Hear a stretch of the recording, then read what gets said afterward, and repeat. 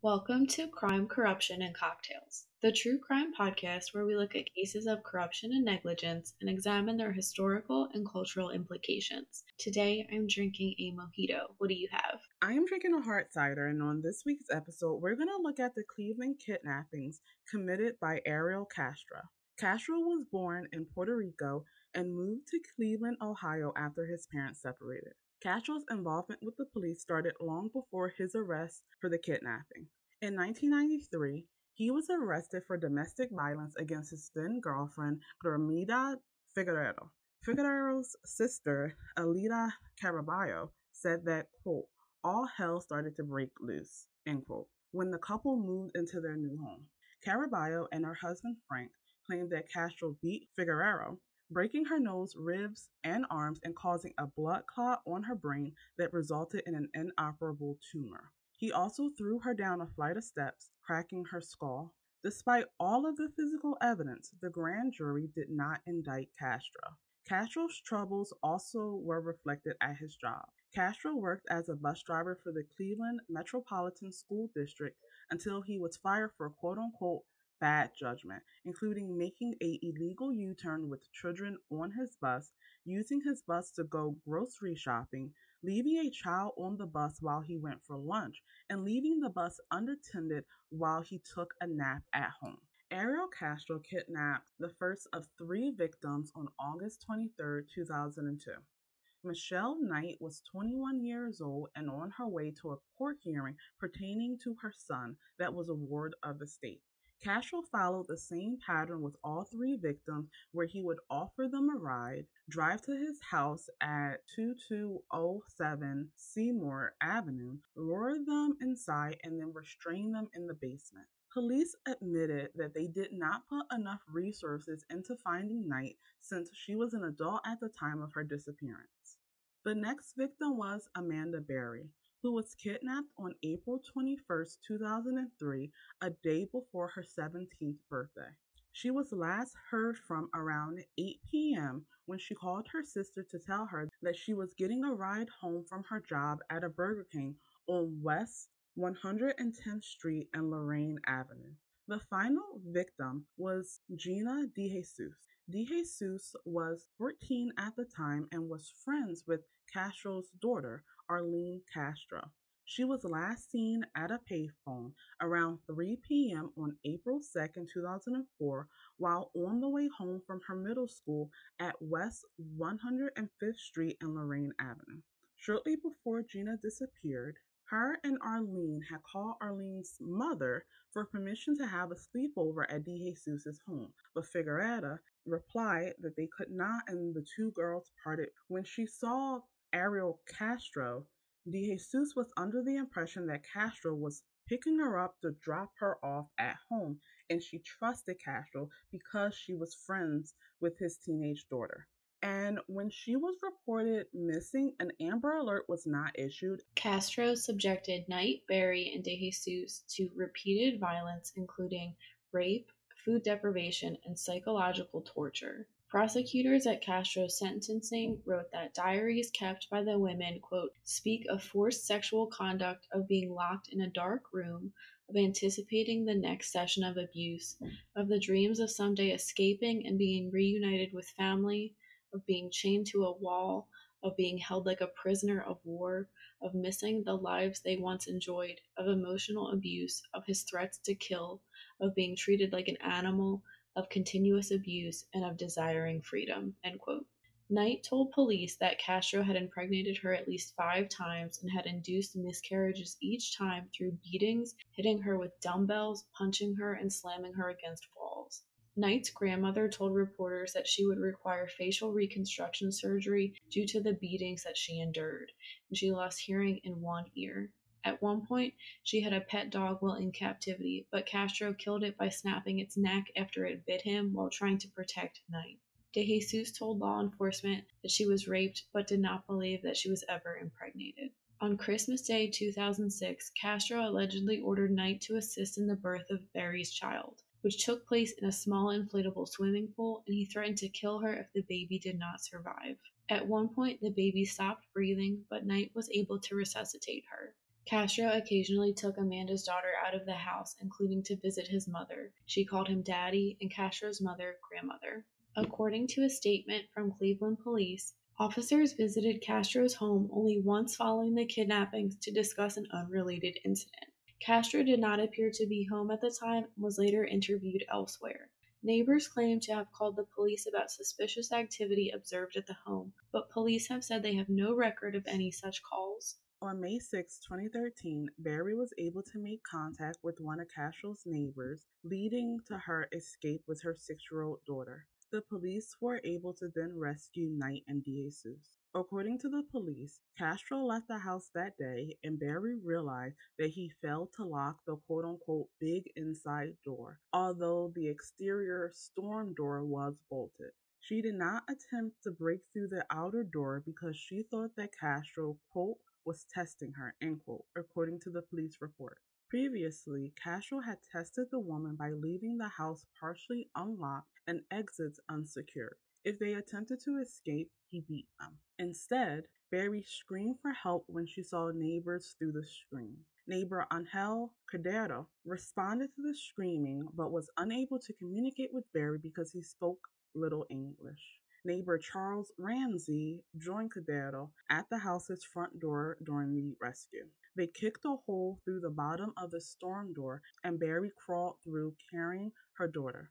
Ramsey said that Barry told him that she and her child was being kept inside the house against her will. Upon being freed, she went to the house of another Spanish-speaking neighbor and with Ramsey's assistance called 911 saying, quote, "Help me, I've been kidnapped and I've been missing for 10 years, and I'm here, I'm free now," end quote.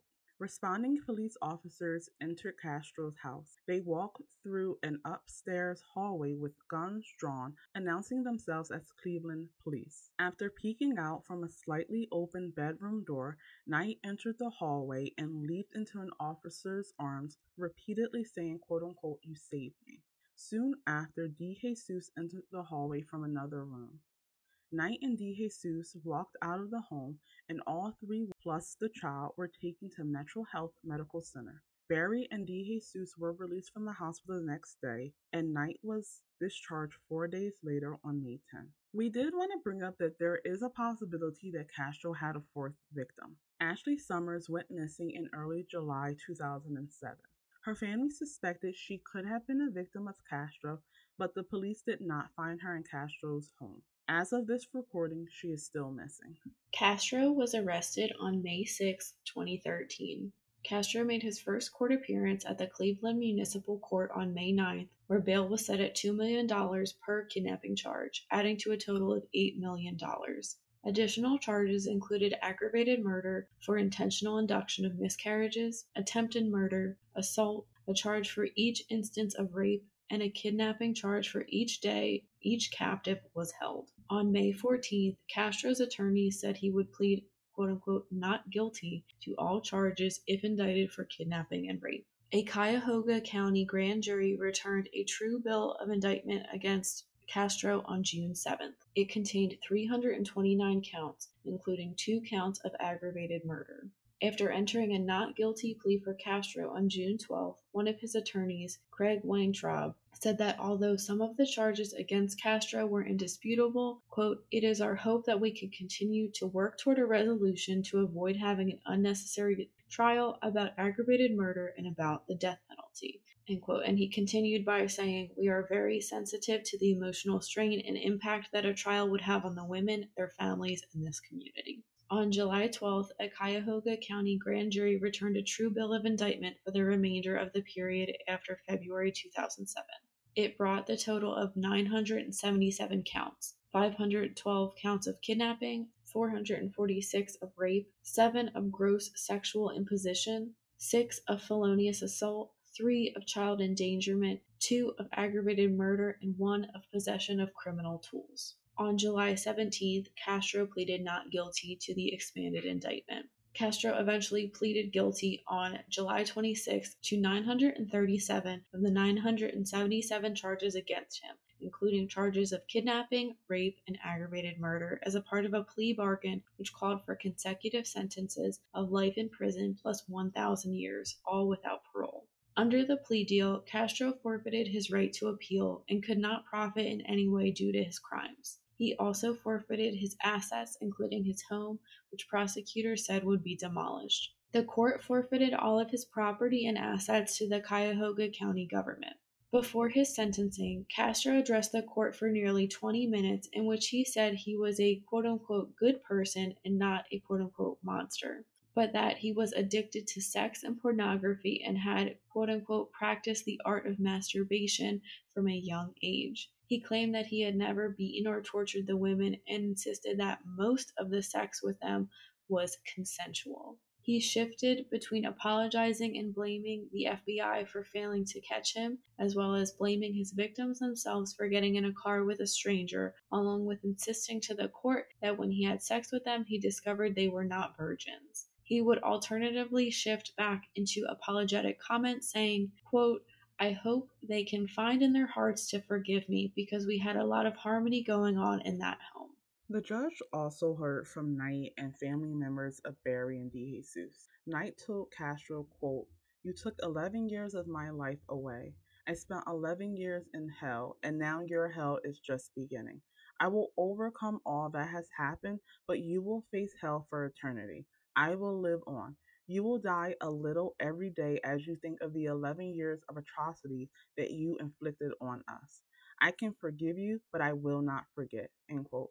As part of the plea bargain, the house where Castro had lived and held the women captive was demolished on August 7, 2013.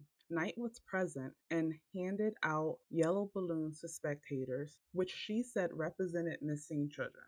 The balloons were released before DeJesus' aunt began the demolition with a swing of a crane. Castro was found hanging from a bedsheet in his detention cell at the Correctional Reception Center in Orient, Ohio, on the evening of September 3, 2013, a month into his life sentence. Prison staff performed CPR on him, and he was taken to the Ohio State University Wexner Medical Center in Columbus, where he was pronounced dead shortly after. So, Jenny, what do you think about this case? It's so awful to hear. I was familiar with this case beforehand, but getting into the details again is so brutal. Ariel Castro was a truly evil person, in my opinion, like a vile man. I don't understand why he wasn't indicted for assaulting his wife so badly. A majority of these situations where someone goes on to do like an awful thing, I mean, he didn't kill any of the girls, thankfully, but there's red flags. And having this history of violence is a red flag. People don't really want to take it seriously, and I'm so tired of it. This has happened in several cases that we've talked about. It just all feels so preventable. And I mean, thankfully, the police admitted with Michelle Knight that they didn't really look that well into her, but it sucks that they didn't do that in the first place. I feel so bad for her because I don't know if she has a relationship at the moment, but when the movie came out, she really did not have a good relationship with her son, who she was, hoping to meet. She was in court hearings trying to get like visitation and custody of him, and when she disappeared, he thought she had abandoned him and didn't want like anything to do with him. So can you imagine living all of your life for like 10 years thinking that your mom abandoned you, having such terrible feelings toward her, and then she's just like there again? I'm sure that's not an easy thing. I feel like she really had a difficult transition back into everyday life. I don't think her family was as supportive as Amanda Berry's and Gina DeJesus's was. And all three of them had awful things happen to them, and they've lost so many years of their life that they can't get back. So I definitely agree with you. I think that Castro is a monster, and I don't think that he ever truly accepted that what he did was wrong. As we spoke about, he teeter-tottered between they were to blame and I have this going on with me, but nothing that was going on with Castro excused what he did to Nightberry and DeJesus whatsoever. I do think that the Cleveland police were wholly inept in this case. We had the example of them not really searching for Michelle Knight, the fact that they did not use the Amber Alert system for Gina DeJesus, despite the fact that she was 14 at the time that she went missing, and the fact that the neighbors repeatedly called them to tell them, like, hey, something is up at this house, and the police never thought to do further investigations. They were just like, oh, yeah, the neighbors are saying stuff, but it doesn't really matter. And I don't believe them when they say that they have no record of these calls. I think that they're hiding their negligence in this case. This case is strange for a number of reasons, including the use of psychics to help solve the disappearance of the women. Psychic Sylvia Brown told Amanda Berry's mother, Luana Miller, that she was dead on a 2004 episode of the Montel Williams show.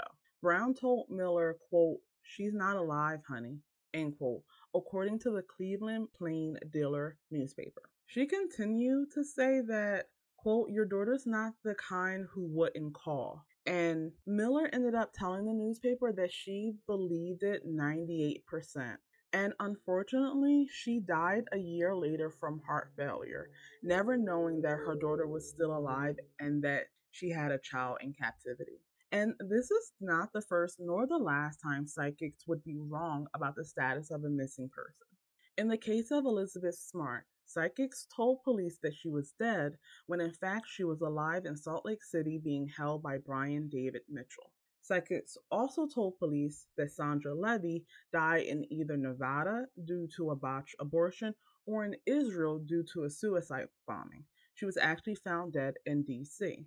And once again, we go back to Sylvia Brown, who has said that 6-year-old Opal Jo Jennings had been sold into slavery in Japan.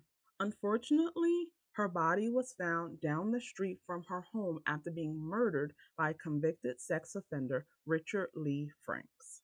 Jenny, what are your feelings on psychics and their use in criminal investigations? I do believe that some people do have like psychic medium abilities, but I don't think every person that says they have these abilities truly has them. So I think that police and families really need to proceed with caution. I understand why the police do use them because sometimes there's literally nothing else to go off of. And I do understand why families want to use them too. But I feel like in more times than most, we see people getting taken advantage of. I have seen some show like Psychic Kids. Like, I feel like some of that stuff is kind of real. And there was one show on the maybe like Investigation Discovery or something where it was all about psychics that did help the police. Some of the cases that were on there really convinced me. It needs to be taken with a grain of salt. It shouldn't be like the most impactful piece of evidence, but maybe take it a little seriously, but don't put all of your weight onto it. What do you think? So I actually have the opposite opinion. I do not believe that anyone possesses any type of psychic or supernatural abilities. I think that people are able to use common human things like intuition, cold and hot readings to be able to be accurate when they are doing something that would be considered psychic. When heinous crimes happen, people tend to look for an explanation, many times to prevent it from happening again. In this case, Castro blamed his sex addiction for his behavior.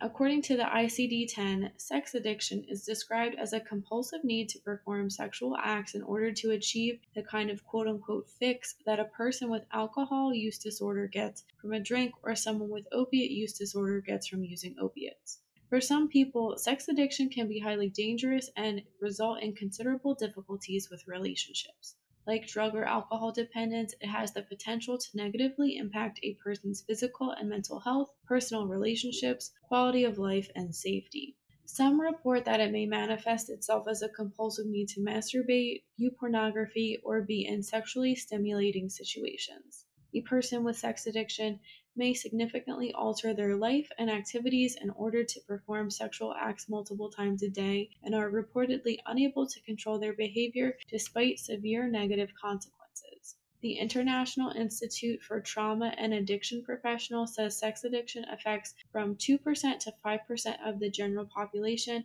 but that only 10% of those with this addiction engage in criminal sexual behavior. So, Jenny, what are your thoughts on sex addiction and its role in criminal behavior? I do think it's a real thing. I don't know if this argument has happened as recently, but I feel like within the past decade, a lot of people wanted to say that they didn't think sex addiction was real, but I do think it is. Like we said, it's just the need to have like pleasure, gratification. I think sometimes that can even be just tied into intimacy and acceptance as well. And a lot of addiction, I think, stems from some type of trauma. And I can easily see sex addiction being part of that. We talked a little bit about mental health earlier, and again, I feel like that type of criminal behavior is a mental health issue. I think this is something that psychologists need to like research more. We do see, I would say, more men committing these crimes than women. So what influences that? Is it a lot of people want to say like relationships with someone's mom? Ed Kemper and the Green River Killer Gary Ridgway had like issues with their mom.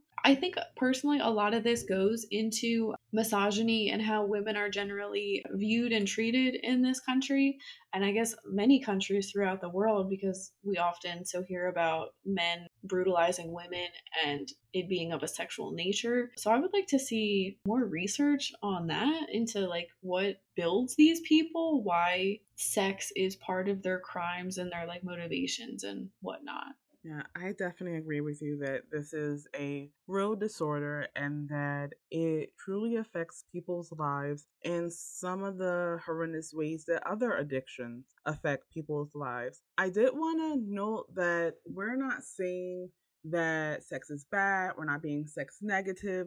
We're just saying that for a small group of people, it becomes something that is disruptive to their lives. And this disruption and their craving for it can lead them down the path to criminal behavior and to fulfilling their desire for sex with non consensual partners. And that's something that Ariel Castro did.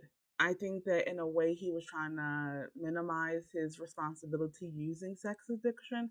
And people sometimes do that, but in no way are we saying that sex addicts are automatically criminals, because they're not.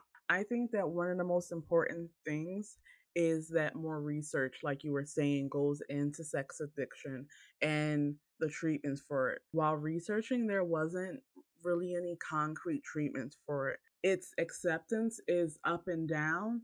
And so while alcohol and other substance abuse disorders are actually recognized by the DSM and they get funding and you're able to go to rehab for them, sex addiction is actually not recognized in the DSM. And so it's really hard for people, particularly in the United States, to get the right treatment that will set them on a good path. I think one of the other troubles with sex addiction is that it is tied to a natural faculty of life. And so treatment is also hard in the fact of not depriving the individual from intimacy, but also trying to regulate it so that it's not harmful anymore.